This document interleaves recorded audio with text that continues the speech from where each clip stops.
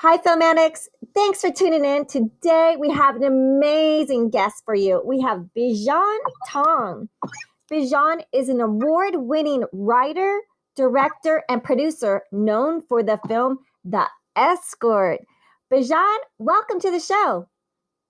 Thank you for having me. Pleasure to be here. I've always enjoyed the show, listening to it. Oh, thank you so much. Bizhan, where are you tuning in live with me today from? I'm actually currently in Hong Kong, developing some projects here. So you were in the Far East, Hong Kong. Yes. Yes. Wow. That's incredible. So how is the weather there right now? Oh, it's beautiful. I keep thinking it's evening where you are. Here it's the day has just started. It's absolutely gorgeous. But when it is almost every day. Oh, beautiful. So it's the morning there for you, right? Yeah. It's the morning. Yeah, it's still early morning. Yeah, and it's 7 p.m. in LA. So we're so happy to have you on the show, Bizhan. And I want to ask you, growing up, did you have a favorite childhood film that you just loved? I did. It's actually the movie that got me into movies. So it was actually Terminator 2, so not quite a family-friendly film. But watching that movie for the first time and realizing that you're only limited by your imagination, it just blew my mind.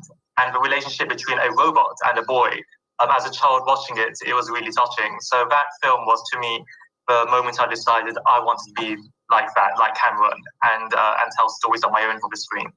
Can you repeat the name of the movie? I want to make sure the audience heard your favorite film. Oh, my favorite childhood movie, Terminator 2 Judgment Day. Oh, Terminator 2. Terminator 2. Oh, okay, great. Arnold Schwarzenegger, right? Yeah. Yeah. So a masterpiece still. Yeah, so it really affected you seeing that relationship between that robot and a boy, right? Yeah. Yeah. It just, because you got that line towards the end where Schwarzenegger says, I know now why you cry, but it is something I can never do. And it was genuinely heart-wrenching to hear it as a child. And I think it was just, on all levels, a masterpiece. As a drama, from an emotional level between that relationship. As an action film, as sci-fi, it's a classic movie that holds up still today. Ah, well, the kid version is Pedro and the Robot on Enchanting Book Readings. If you want to check out Enchanting Book Readings, Pedro and the Robot, I have a kid-friendly one. So, but amazing film, like robots, and especially we're coming into the Jetson age. I mean, we're there. We've reached it, yeah.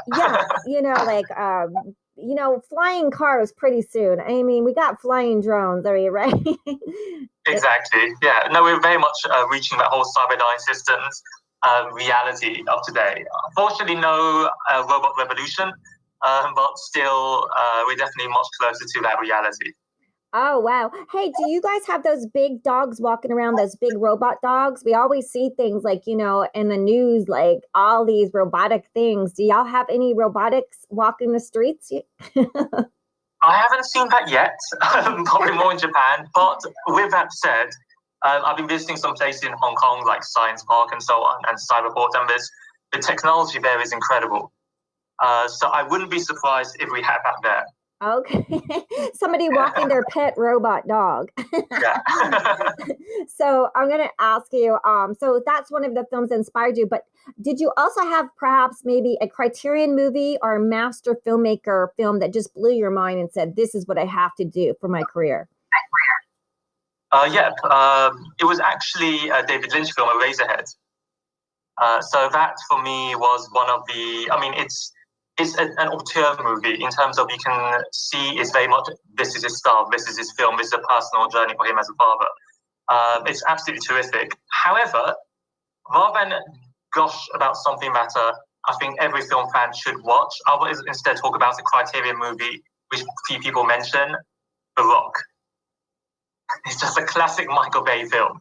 And I feel that it deserves respect that it doesn't quite get, because when you think of Bay, you think of Transformers, you think of Big Bang action, his period with Jay Bruckheimer and so on. But The Rock is a genuinely solid film. I mean, you have Sean Connery at the top of his game. You've got Nick Cage in his first action role. You've got a villain, Ed Harris, a general who's actually a multifaceted character. He's not one of those deranged, lunatic, evil villain madmen. He actually has a reason for his actions, and he's quite sympathetic. And then you have a who's who cast in the supporting roles, like John C. McGinley and Michael Biehn, and William Forsythe, and so on. So I think there's a reason why The Rock is on the Criterion Collection, and it deserves to be on there. Oh, and I love how you explained it too. Like, you know, how you said the villain is just not just to sake to just be like, oh, I want $1 billion, like the Austin Powers, which is fun. But there's a reason why he's there in all this incredible cast. So yeah, that's one that like probably not comes up for a lot of people. So thank you for sharing that, because our audience loves discovering films that they haven't, you know, heard of, or probably things that suggestions that they should look into, especially if they're going to be a filmmaker and go into the business. It's really good to study and learn from the master creators. And, you know, Michael Bay has a tremendous career. I mean, like if you wanted to like direct an action film, they go, what are your credits? I mean, you have to have, you know, you can't even get to do those unless you're good. You know what I mean? Oh, absolutely. I know, as a visual filmmaker, he's astounding. And he has his adverts. He had an advert promoting Abu Dhabi, I believe. And it's one of those adverts that you always stop to watch. And even his non-action films. So one of my favorite Bay films is actually a movie called Pain and Gain, a true story about these bodybuilders who kidnap someone, with Mark Wahlberg, Dwayne Johnson, again Ed Harris, Tony Shalhoub, Ken Jeong. It's got a great cast, but it only fits Michael Bay's style in terms of the film is the story, the true story, which I think was reported in the Miami Herald. It's genuinely bizarre and berserk, and you need a director who can bring out that madness, that insanity, while also hitting the emotional beats, and Bay does that tremendously well. So yeah, I honestly think that was one of the best films of the last 10 years. Oh, and what was it? It was the bodybuilders kidnap a guy? Yeah. So it's a true story. Three bodybuilders are played by Mark Wahlberg, Dwayne Johnson, and Anthony Mackie, kidnap someone, played by Tony Shalhoub, in order to take all his money. It's kind of a bizarre, twisted version of the American dream. But in order to achieve that dream, you have to take it from someone else. And it is a true story. I highly recommend reading the article because it's even more insane. But the film itself manages to capture that zaniness and just how ludicrous the whole situation was. Oh, I think you know, if anyone's listening to podcasts, they're like, oh, we listen to those true crime stories. And I think there was a true crime story with a girl bodybuilder and a male bodybuilder, and they had an assistant or intern move in the house. And then I guess the lady got jealous of the girl and the husband killed the girl, something. They were bodybuilders. But yeah, true crime and podcasts are just best friends, you know. Yeah. but to make a movie where you'd want to go see the movie and go pay for the tickets, I mean, that takes skill. Yes, like you have an incredible team to pull it off, because you can get your true crime on podcasts all day and all night. But okay, so I want to ask you, we know you like the Michael Bay, and everyone does, especially all those big action films. What would we do? We can't wait to go see them when the theaters open up. We're so excited. So I was wondering, do you also have a favorite director? And if you can share one of your favorite directing shots from a movie, that would be fantastic. Sure. No, my favorite director is Martin Scorsese, without a doubt. I think he's a huge influence. I would say the reason why I love him so much is he has the ability to hold the line between style and substance. So every single shot of a Scorsese picture, there is a meaning for that shot, but he does it in the most interesting way possible. So some filmmakers are more about substance, some are more about style. He's able to achieve both. And I think, again, I mean, most people will bring up this shot, but the classic one for me is from Goodfellas, where Henry Hill, Ray Liotta, is taking Lorraine Bracco on their first date. And he got this one tracking shot as he's introducing her to all these people in the mob. And what's great about it, not only is it a beautiful shot, but it's also a reflection of her literally being pulled into this world. So the camera was following her, being taken further and further into the mafioso world as she's meeting and greeting all these people. And yeah, I just think that is with pure Scorsese, someone who tells something, a simple one-liner, in the most imaginative way, and it's beautiful for the audience. Yes, that's one of my favorite scenes too. And, I'm Italian. And so Italian directors, Martin Scorsese, Federico Fellini, all those guys. And when you see a scene like that, like you said, he balances the story and the style. The fact that, like you said, just her going down further and further through the back door in the kitchen, like she's going into this mop, like you said, like this world. She's now being drawn into this world, and the way it's shot so beautifully, like she's no longer Dorothy from Kansas anymore. She's gonna be with the Wild Bunch pretty soon. I mean, so it's gonna be a whole different world. Yeah, a beautiful directing, amazing director. And so I want to ask you. So where did you grow up? Did you grow up in Hong Kong, or where did you grow up? No, actually, I grew up in London. So yeah, grew up in London, watching a lot of Asian cinema, and of course Hollywood movies. I just indulged as much as I could in the filmmaking world. I literally, when I was 14, started a DVD franchise so I'd have an excuse to watch movies and then sell them on. You had a DVD franchise because wow, that's that's incredible. You started your own business when you were a young kid. Yeah, when I was 14, which was great because it helped pay for my education. But yeah, I had a dvdfanatic.co.uk, dvdloon.com, dvdmad.com. Basically, any word that means insane, I was purchasing the domain name and just selling lots of movies and shows. So you were in the .com craze, right? Very much so. Oh wow! So you had all these names, and you were selling DVDs. So then now, like, how was that for you? Like the transition between DVDs. We went from cassette tapes to DVDs to Blu-ray to streaming online. Your phone. Yeah. That's a big shift. Yes. Oh yeah, no, definitely. I mean, I was running it originally as DVDs, then turned to Blu-ray because I realized Blu-ray would be the future, not HD DVD. And then when streaming came along, I decided to sell the business because I thought I can't compete with Netflix. That Netflix would become something big. This was back in 2013. Netflix would become huge, and my profit margins are shrinking, so I might as well sell out and do something else. And I'm grateful to have done that because now it just pushed me further to go and push full time into filmmaking. Wow. So you're 14 and you have this DVD business. Did you go to college in London? Like, what was your steps to become a filmmaker? Yeah, it's a strange thing. I went to uni, yes, to Manchester, then Liverpool. My background was actually, I was trying to do the business side, so I did a maths degree, then an MBA, and at the same time, I was making films. So I was making a bunch of shorts, I was producing a feature. I was trying to do everything I could on the creative side while taking that academic education.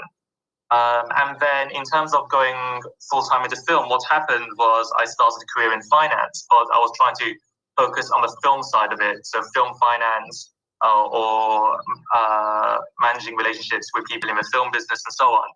And so I'd be talking business, looking at reviewing films and TV slates, deciding what to invest in and so on. And then from that, gaining the knowledge of what was going on behind the scenes, as what type of projects are safe, what type of projects would you want to promote, invest in, and so on. And then using that knowledge to decide what projects I wanted to make. And I think that was very fruitful, and it led to me doing what I do now. Oh, amazing. And so you went to college and you started making feature films. What was your first feature film? So I made a feature film called The Escort. So it's a romantic drama about a young man who tries to convince an escort to quit her job, but she's no damsel in distress and he's no saint. And the film is out in the US on Amazon Prime, Blu-ray, DVD, etc. It was just released in the UK this week, I think 3 years later.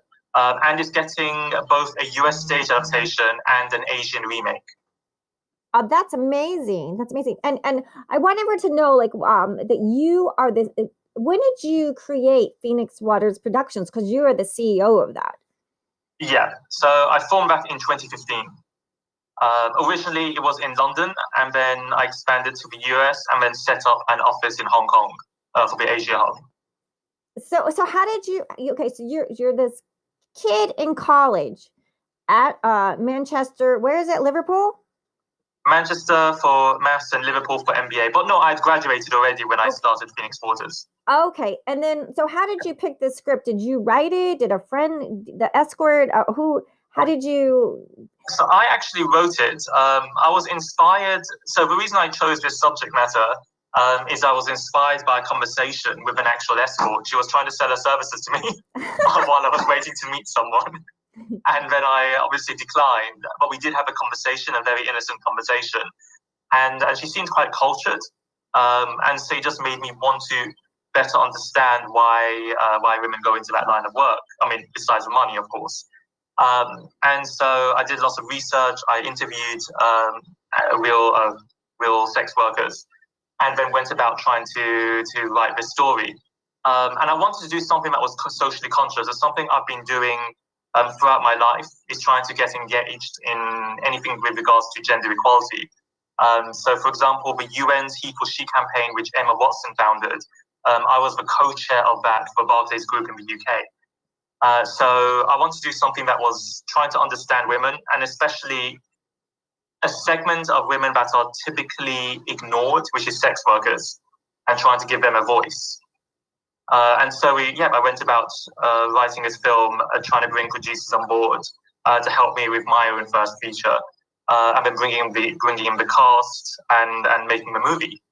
Unfortunately, did well. I mean, I won directing and screenplay awards. Both my actor and actress won awards. Editor got nominated, cinematographer got nominated, and so on. And it's really taken off, which is great. Yeah. So you wrote this and directed this and produced it, right? Yeah, it was very much a passion project for me.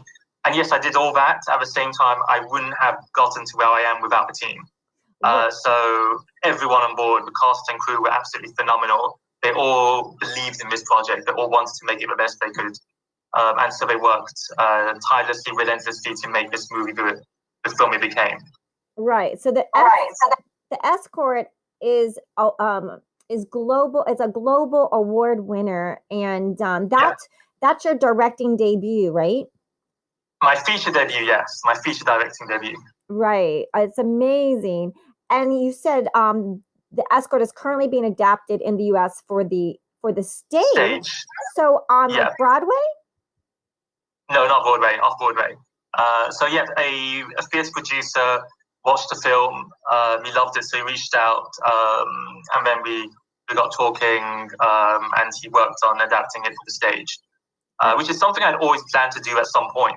But it was great to have someone with, I think, with over 30 years of experience looking to do that. And then at the same time, we're getting an Asian remake as well. That's amazing. That is amazing. Congratulations. We're so happy for you. And so all our audience is going to like be on the edge of their seats waiting for the Escort coming to, is it going to off Broadway? So I'm assuming in New York, this is going to go to the New York, right? That's the plan. That's the hope. Obviously, the pandemic has had an impact, but we're still moving forward with the stage adaptation. We just have to be cautious in how we roll it out.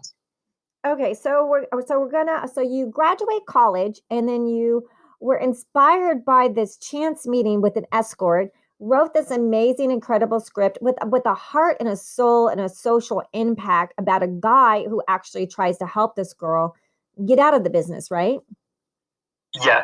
But then it shows there's something multifaceted about it, but it's not as easy as a knight in shining armor, and she's far wiser than he assumes. And it really becomes about society's role in the exploitation of women. So how marketing, pornography, and so forth all have an influence in men's perception of women, and how toxic masculinity is a product of our society. Yeah, and so I want to ask you on your next project. You during the in 2020, can we talk about how you partnered with ATV, Asia Television, Hong Kong's longest running broadcaster behind the Asian version of Who Wants to Be a Millionaire and Donnie Yen's Fist of Fury series. And so that's amazing. Yeah, no, it's wonderful. I mean, ATV is the longest running broadcaster in Hong Kong, over 60 years. And we also did the Jackie Chan Police Story franchise and so many great shows. And so, yeah, as part of my own plans, my biggest vision, my biggest goal within Asia is, can we resurrect the Hong Kong entertainment industry? Because it was huge in the 80s, the 90s, in the early noughties. I mean, you had Internal Affairs, you had Kung Fu Hustle, you had all these great movies being made, which people around the world loved. And then it kind of died down. And when you think of Asian cinema today, you think of Korea, you think of Japan. You don't really think Hong Kong. But the talent is still here.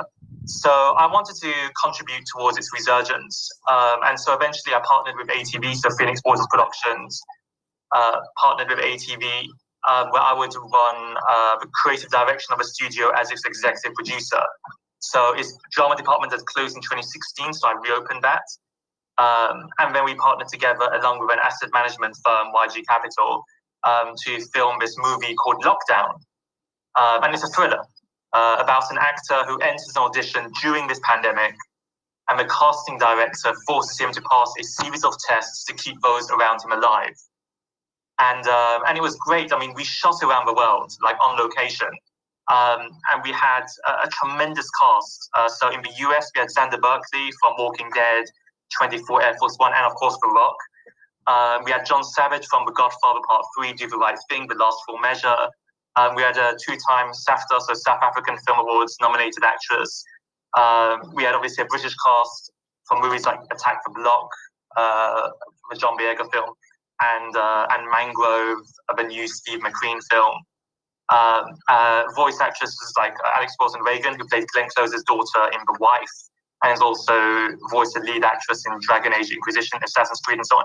Anyway, so it was a genuinely global cast shooting this film, and it was tremendous. Everyone, again, had that passion. And I wanted to tell the story, A, because I thought it's a great thriller, and in this time where everyone's stuck indoors at home, it's good to tell something that's quite international in scope. And two, I was inspired by the passing of my mentor. And at the same time, the George Floyd protests were happening. And what the film does is it reflects the events of 2020 within the structure of a thriller. That's amazing. Thank you. Yeah, so that's called The Lockdown. Is that going to be coming out soon? Yes, so we're currently in post. The trailer was released last week. So Variety revealed the trailer, and we plan to have it completed next month. So we're just finishing the final steps. So we're targeting a summer release. Oh, great. And then, so you kind of mentioned a little bit that you prior to that, like you worked somewhere for Barclays, which was a banker for the UHNWIs before moving to fund management. So can you? Yeah, so my background, I worked for Barclays. Initially, it was for ultra high net worths, so working as a banker. And then I moved into funds management, which is where I was trying to get as much experience as I could on the business side of things. So trying to determine what to invest in, how to manage those funds effectively. You'd have these meetings and you'd get always film and TV slates, and you're trying to decide what's a good project to invest in, just like a studio. What would be the right thing in terms of quality and in terms of return on investment? And so it was great to look at these projects. Some major titles were part of them that remain part of our lexicon today. And I was trying to use that understanding, that knowledge, in terms of how we'd run my business, how we'd run Phoenix Waters, so that we'd select projects that have high quality and at the same time have a good wide audience base for it. That's amazing. Yeah, and then also, so you go from Barclays and you form Phoenix Waters Wealth Management in Hong Kong. How did you go from London to Hong Kong? It was, to be honest, I actually just jumped here and I made the decision suddenly. that year. So I went to Hong Kong for a day. I liked it, and then I went again another time for 2 days. And then I figured, no, I think I'll move here. I think I can do a lot here. Yeah, and then I literally, I just immediately shifted over here 1 month after leaving Barclays. And it's been interesting because at the time I moved here, the protests were going on. But I knew that if I didn't make this move, I'd be regretting it because I feel there's a great opportunity here to do something big for Asian cinema, and I wanted to be part of that. That's amazing. And then you became the CAO of investment management firm YG Capital, and you joined the British Chamber of Commerce committees for SMEs and the startups, and launched a mentoring program connected to impoverished students with successful mentors, which I really love because, as you know, I do Enchanting book readings, which has hit #1 around the world. And I don't know, Bizhan, if you know, but I hit #1 in Korea, Hong Kong a lot. Oh, wow. Yes. So I've been trying to do my best to write kids content that the kids will like in Hong Kong, and even South Korea. I hit #1, and I go for #1 through 7. So I'm doing my best to provide this beautiful kids content. And a lot of this, a lot of us are listening to podcasts. A lot of us don't have money for cable or network, or even able to afford to even pay for YouTube or Apple. So there's a lot of kids that parents have said they really appreciate the kids podcast because during the lockdown, the kids were stressed out. They're away from their friends. So yes, I love how you work with people and mentoring programs, and you also have this beautiful philanthropy and children's charities in the UK that you are on the advisory board of. So you do so many beautiful things yourself. So if you want to share any of that with our audience, they would probably love to hear more. Oh yeah, no, absolutely. I'm really keen, in addition to gender equality, to support children, because ultimately they are, the future generation, how the world will progress. And there's so much inequality, and for me, it's all about just giving those opportunities. So I sit on the board of Variety, the children's charity in the UK. I'm on the committee there. But we recently celebrated our 70th anniversary. Actually, I was 2 years back. And it's all about helping disadvantaged children to have a better quality of life. So it might be taking them on a great trip. It might be supporting getting them a new wheelchair. It's anything that can help them support their lives to improve. And then in Hong Kong, I sit on the Hong Kong arm of it, where we formed a mentoring program to help these children who all fall under the poverty line, but have this tremendous potential, with tremendous talents, and we connect them with mentors to help them pursue their path of choice. It's really about saying that just because you're born in this way, it doesn't mean this is the ceiling for you. You should be able to achieve anything you want, and we want to support you to do that. And then also in the UK, I've been sitting on the advisory board of Career Ready, which helps young people find work. So again, it's disadvantaged children, disadvantaged teenagers in this case, and we're trying to help them find internship programs and find career opportunities and help them with their university entrances and so on. Wow, you're just incredible. So I want to just let all our audience know, again, please check out the Escort, which is coming out. Can you tell them where they can find the information, the Escort, real quickly? Sure. It's actually now available on Amazon Prime, both in the UK, came out this week, and the US. Amazing. And if they want to keep up and see what you're working on, where do you have a Facebook page, Instagram page? I would say check my Instagram. I've been publishing a lot around lockdown, our newest feature, and we've got a couple more projects coming along the way. So one is a remake of Richard Linklater's Sundance hit Tape, which stars Uma Thurman and Ethan Hawke, and we're working with the original writer Stephen Delber on this. And we're also doing a crime drama series called Forensic Psychologist, where we're doing both a Cantonese version for Hong Kong and a Western version. And it's about a psychologist who interviews criminals to decide if they are mentally fit to stand trial.